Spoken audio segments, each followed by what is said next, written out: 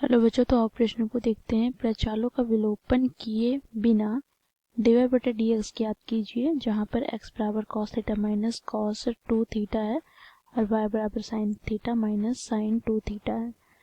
तो दिए गए प्रश्न की मुख्य अवधारणा की बात करें तो बच्चों, दो चर राशियों x तथा y के बीच x बराबर ft तथा y बराबर gt के रूप में व्यक्त संबंध को प्रचालिक रूप में व्यक्त संबंध कहते हैं, जहाँ पर t एक प्रचाल है।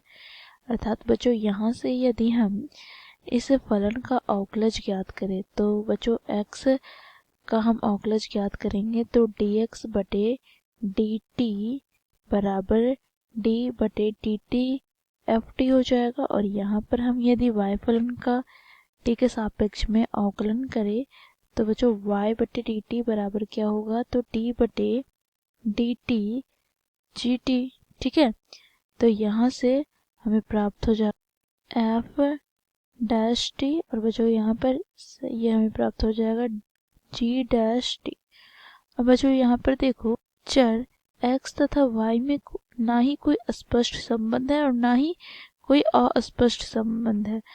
अर्थात यहाँ से हम कह सकते हैं t एक तीसरा संबंध है जो दोनों में मौजूद है, अर्थात ये दोनों फलन को जोड़ कर रख रहा है। ठीक है, तो यहाँ से हम यदि dy बटे dx की बात करें तो ये हमें प्राप्त हो जाएगा क्या, तो देखो dy बटे dt गुना dt बटे dx। अर्थात यहाँ पर हम लोगों ने x और y के बीच में t राशि के वजह से हम लोगों ने संबंध ज्ञात कर पाया। तो यहाँ पर t क्या है, एक प्रचाल है।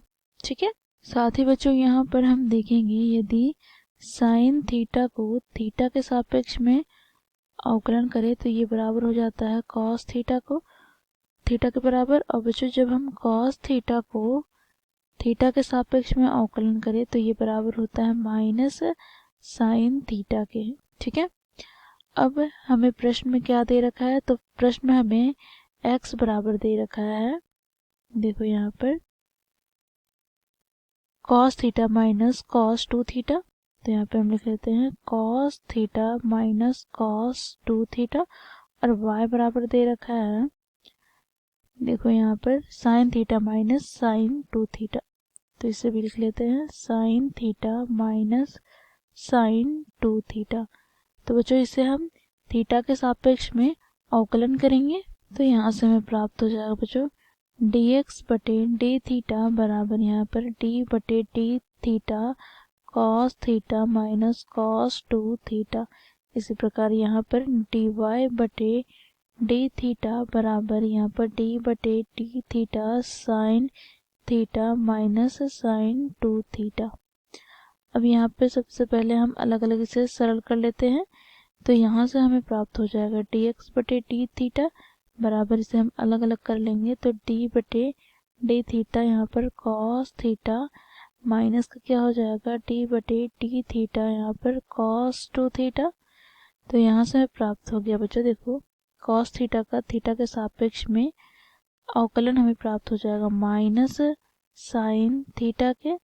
और बच्चों यहाँ पर cos 2 थीटा है तो इसका अवकलन क्या होगा, तो बच्चों देखो यहाँ पर इसे हम कैसे अवकलन करेंगे, तो देखो यहाँ पर t यानी cos 2 थीटा को हम 2 थीटा के सापेक्ष में अवकलन करेंगे, फिर बच्चों यहाँ पर d 2 थीटा को हम थीटा के सापेक्ष में अवकलन करेंगे। यहाँ पर हम श्रृंखला विधि का प्रयोग कर रहे हैं। ठीक है, तो यहाँ से हमें प्राप्त हो जाएगा माइनस साइन थीटा और यहाँ पर बच्चों देखो जब 2 थीटा को हम थीटा के सापेक्ष में अवकलन करेंगे तो हमें प्राप्त हो जाएगा क्या 2, और बच्चों cos थीटा को हम 2 थीटा के सापेक्ष में अवकलन करेंगे तो ये हमें प्राप्त हो जाएगा माइनस का साइन 2 थीटा, तो ये माइनस माइनस प्लस हो जाएगा तो यहाँ पे 2 साइन थीटा हो जाएगा। ठीक है, इसी प्रकार यहाँ पर हम अवकलन करते हैं तो साइन थीटा को अलग कर लेंगे, तो साइन थीटा को थीटा के सापेक्ष में अवकलन किया, यहाँ पर माइनस क्या हो गया d बटे d थीटा साइन 2 थीटा।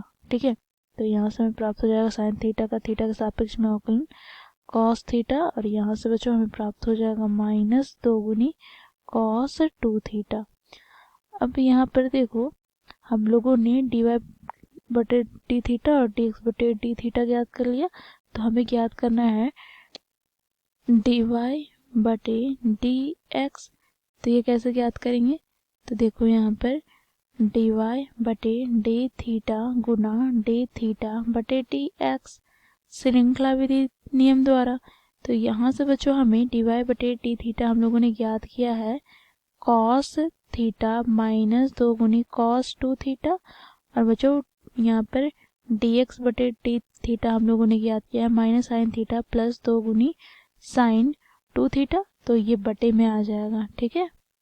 तो यहाँ से हम लिखेंगे माइनस साइन थीटा प्लस का 2 गुनी साइन 2 थीटा। बच्चों इसे हम व्यवस्थित करके लिखेंगे तो कॉस थीटा माइनस 2 गुनी कॉस 2 थीटा बटे में हमें प्राप्त हो जाएगा देखो 2 गुनी sine 2 theta minus sine theta.